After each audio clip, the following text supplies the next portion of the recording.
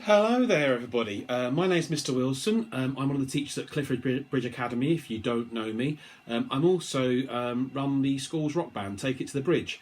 And in this time where we aren't allowed to come into school, because of loads of things happening in the world, we need to, I thought we'd be nice if we kept busy and sang some songs, learnt some songs, or just practice songs if you already know these kind of things. I wanted to practice today a song called Counting Stars by One Republic. It is a song that Take It to the Bridge have been playing for a very long time. They will all know how to play it, I know. I have changed a bit of one of the strumming patterns though, so if you are in Take It to the Bridge, please watch, because you'll see something a little bit different, hopefully. Okay, now, first thing to think about first is that these are all the chords for the song.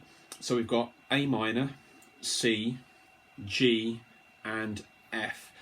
I have put a simpler version of F because if you are a new guitarist, F can be a little bit of a tricky chord to play to start with. It is rather annoying, so I've changed it to F with a major seventh. So you've got first finger on the first fret on the second string, second finger on the third string at the second fret, and your third finger is going to go on the fourth string at the third fret. So it should look a little bit like that, the F that you're going to play. Okay, right.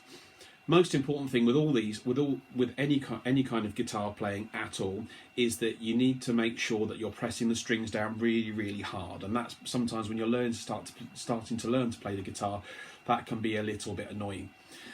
It can make your fingers hurt, but I'm afraid there's no way through it. You just got to get on with it. And as soon as you can press your fingers down really, really hard on the strings and make them have a nice clear sound, then it will sound absolutely fantastic.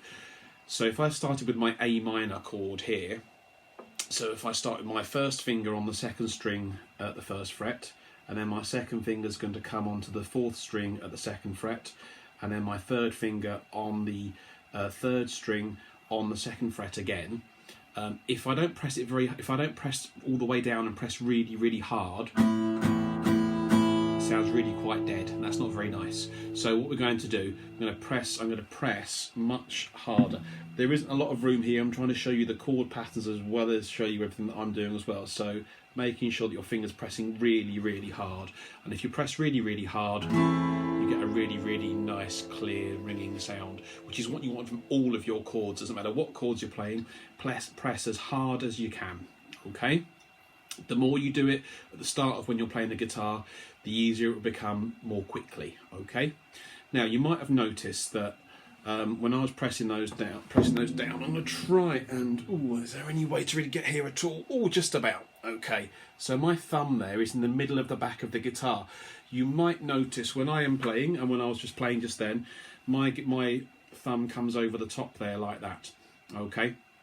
The reason why you'll see, I expect 99% of guitarists do that, is that thumb there can then, this bottom string often isn't being used in a lot of chords, okay? So if you listen to it just a moment, if I play this bottom string here and see what it sounds like, it starts to sound a little bit muddy with that string included. Now what you want to do then, you either can be really clever, and I haven't found our way of doing this yet, is just only playing the 5 strings, 1, 2, 3, 4, 5, and not playing that bottom one at all. When you're strumming, that can get a bit tricky. Or what most guitarists do, they use their thumb and they just rest it on the bottom string, on the bottom E string there, okay? And then that way, it doesn't really make a sound. So when you're strumming your chord, you don't hear it at all and it still sounds lovely, okay? It's up to you how you play it. I'm not going to tell you how to do it. Your guitar teacher might tell you something different at school. Some might say put your thumb all the way in the middle of the back there, which is technically what you should be doing. But you'll probably see most guitarists end up putting their thumb around there, okay? Right, anyway, that's enough of the technical kind of stuff. The reason why I ever picked up a guitar is that I wanted to sing songs, okay? And if you pick up a guitar and you start playing a song like this, loads of people know the lyrics, they'll start singing along with you. It's a really lovely thing to do, okay? So, the introduction to the song what we are going to do, we are going to just play one strum for every 4 beats. I'll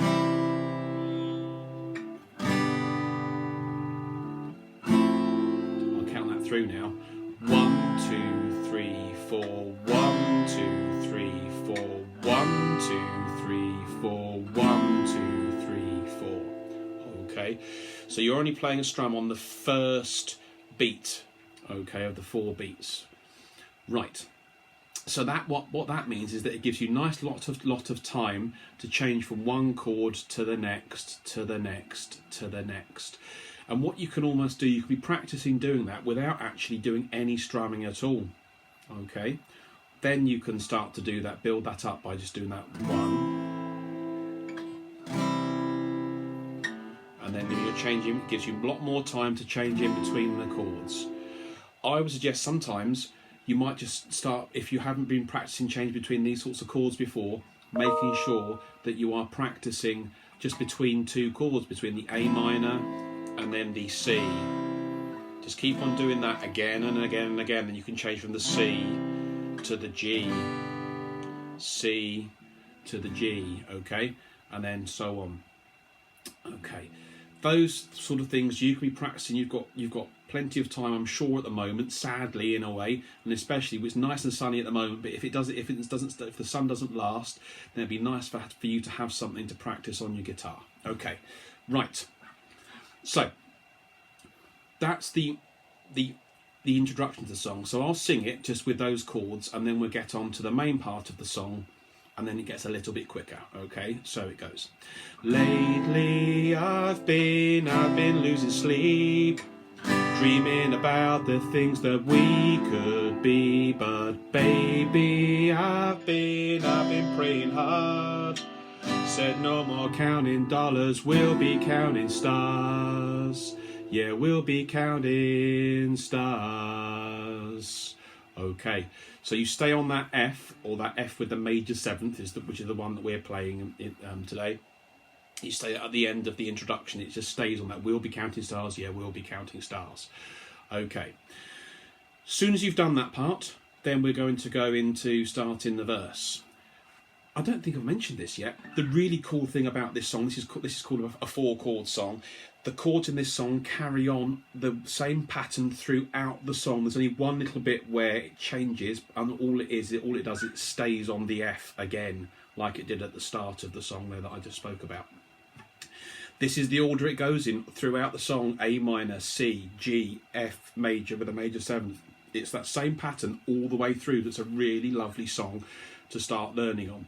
Okay, right, let me see, let's do this. Let's go between, I'll just do the we'll be counting stars, yeah, we'll be counting stars, and then we'll start to go into the verse. Okay, so we'll be counting stars, yeah, we'll be counting stars.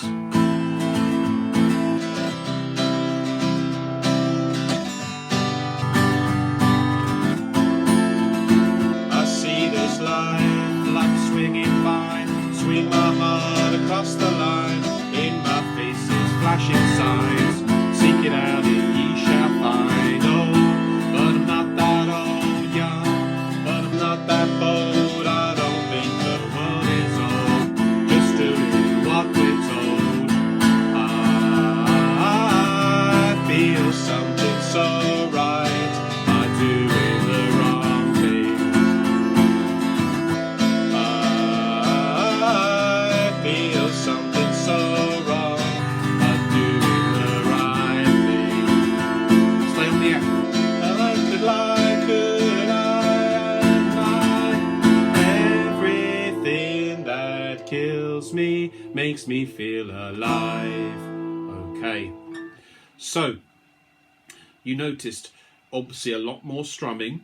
Okay, the basic thing you need to do, I was putting in lots more bits, I suppose, but the basic thing is that you need to be doing, instead of doing one strum for each for every 4 beats, you're doing one strum for every beat, so 4 strums, 4 beats. So you'd be going, I see this life like a swinging vine, swing my heart across the line. In my face is flashing signs, seek it out and ye shall find. Okay, so you can be practicing that part. Practice singing along to it as well. That's the really interesting bit. Then obviously I was adding some other bits in there as well, so it starts to make it a little bit more interesting, but I was still covering all of those 4 beats for every chord that I was playing. I was still covering all the things that you will cover, but then just putting some upstrokes in as well. Okay, now I think that's probably enough to be going on with to start with.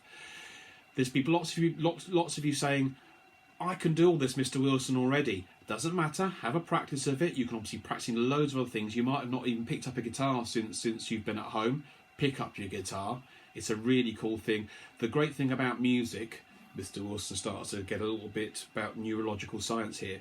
Music lights up every part of your brain. Doesn't matter if you're singing, if you're playing an instrument. Reading lights up a bit. Painting lights up a bit, science lights up a bit, music makes your brain go absolutely crazy. Means that your brain is working at its top level and doing loads of great thinking. Okay, that's why loads of people love singing. I love singing, I love playing. Okay, so keep practicing.